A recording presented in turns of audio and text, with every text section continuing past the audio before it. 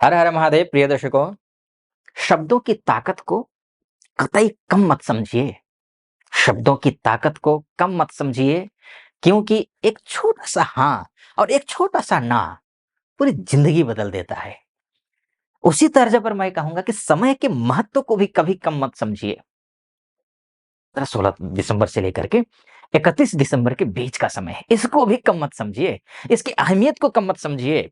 यह आपके लिए 2025 की पटकथा लिखने वाला समय है। मैं ऐसा क्यों कह रहा हूं, इसको समझने की कोशिश कीजिए। आइए विषय पर प्रवेश करते हैं। और मैं एक बात और बताना चाहूंगा कि ये वीडियो जो है वो नक्षत्र आधारित ज्योतिष गणना के अनुसार बन रहा है।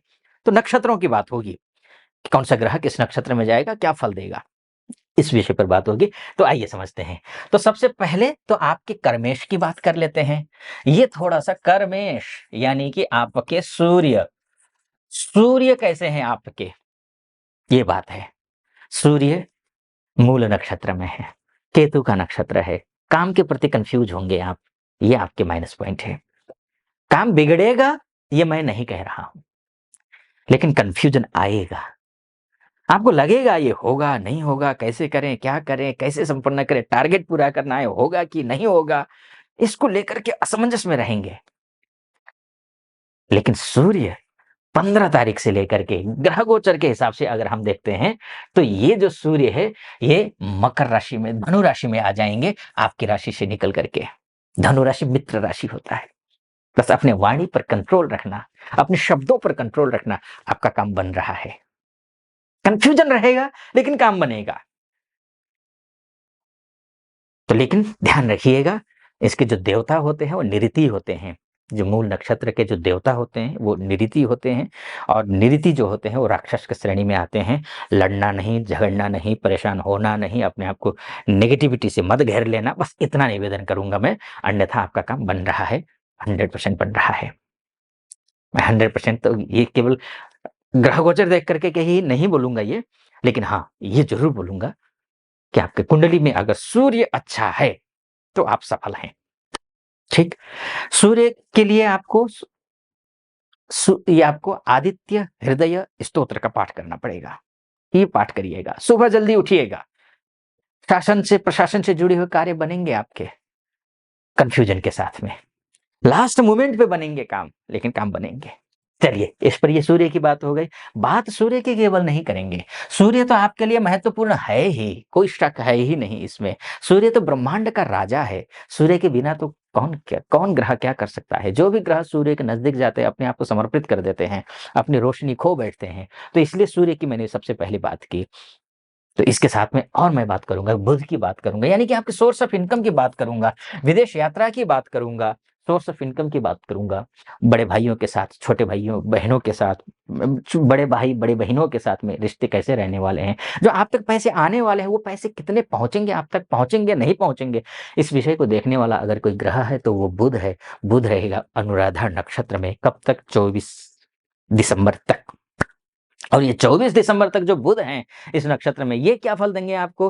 तो ये अनुराधा जो नक्षत्र है वो शनि का नक्षत्र है, और शनि आपके लिए बहुत मायने रखते हैं। घर खरीदना हो, गाड़ी खरीदनी हो, प्रॉपर्टी खरीदना हो, इष्ट मित्र नाते रिश्तेदारों के साथ में रिश्तों को निभाना हो, माता जी की तबीयत को देखना हो, सुख और आराम को देखना हो, तो उस शनि ही है। आपका कॉन्फिडेंस लेवल को बढ़ रहा है या घट रहा है, ये भी देखना है। छोटे भाई बहनों का सहयोग मिलेगा नहीं मिलेगा, ये भी देखना है। यानी कि बड़े भाई बहनों का सहयोग यहाँ पर नेतृत्व बुध कर रहा है, तो छोटे भाई बहनों का नेतृत्व यहाँ शनि कर रहा है। तो इसका मतलब ये हुआ कि दोनों को देखना, पूरे परिवार को देखने वाला अगर कोई ग्रह है तो वो बुध और शनि है। और ये दोनों एक ही, दोनों मित्र हैं आपस में। तो यानी कि पारिवारिक रिश्ते अच्छे आपके हो रहे हैं, सुख आपको मिल रहा है, संपत्ति आ रही है, समृद्धि आ रही है, वैभव आ रहा है, बिजनेस चल रहा है, इंटरव्यू क्लियर कर रहे हैं आप इन 16 दिनों में। तो ये मानकर चलिए, यानी कि 2025 शुरू होने से पहले आपकी लॉटरी लग रही है, बस मेहनत करनी है। देखिए, एक बात और, बुध बुद्धि का कारक ग्रह होता है, शनि मेहनत होता है। अगर बुद्धि लगा करके आपने मेहनत की तो सफलता पक्की है। बाकी अगर शनि को, नेगेटिव शनि को एक्टिवेट होने दिया आपने, बस पड़े रहे, सुस्ताते रहे, बस इंतजार करते रहे कि हो जाएगा, अपने आप हो जाएगा, सब कुछ ठीक हो जाएगा, अरे कर देंगे, आज नहीं तो कल कर लेंगे, कोई बात नहीं, कल पर टाल दिया तो समझ लीजिए आपका काम नहीं होने वाला है। तत्काल करना है, अभी करना है, इसी वक्त करना है, ये आपको ध्यान देना है। अगर इतना भर आप कर लेते हैं तो मैं भरोसे से कह रहा हूँ, तो ये समय आपके फ़ेवर में है, निश्चिंत रहिए। तो लेकिन 24 दिसंबर के बाद से लेकर 24 दिसंबर से लेकर के 31 दिसंबर के बीच में क्या? ये भी तो बात है ना।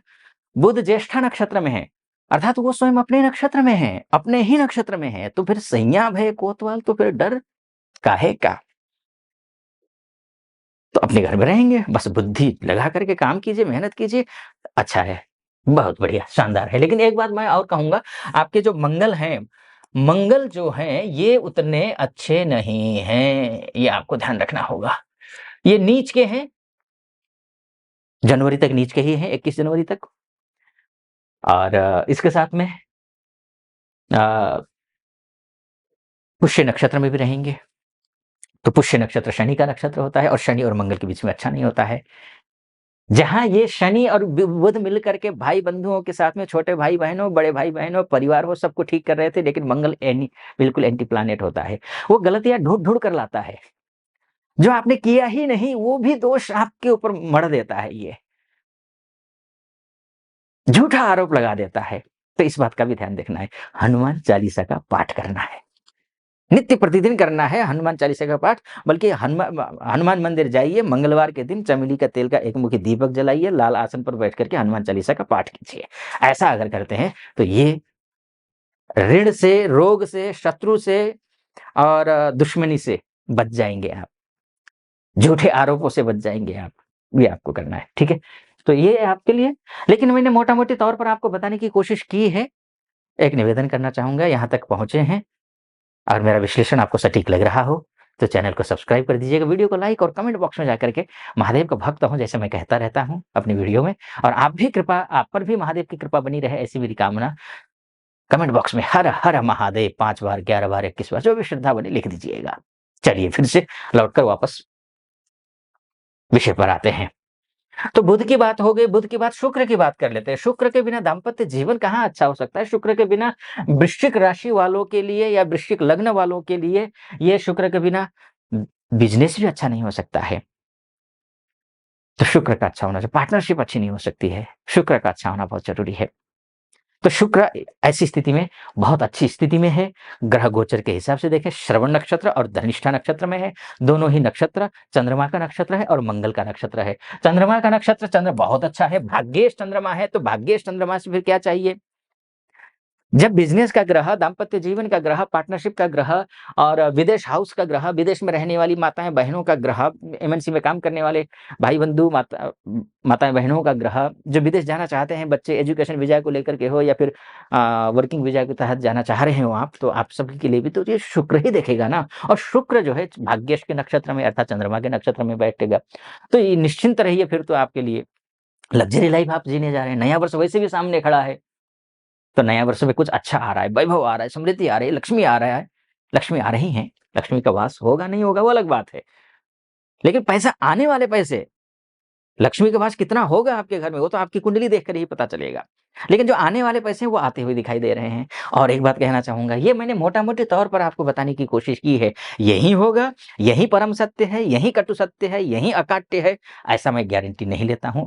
मैं कुछ नहीं बोलता हूँ, क्योंकि आपकी कुंडली ही आपका डीएनए है। आपकी कुंडली अगर आप दिखाना चाहती हैं या चाहते हैं, देश में हो, विदेश में हो, कहीं भी हो, दिखाना चाहती हैं, तो नीचे नंबर है, उस नंबर पे कॉल कीजिए। मेरी टीम से बात करके अपॉइंटमेंट ले लीजिए, मैं स्वयं आपकी कुंडली देखूँगा।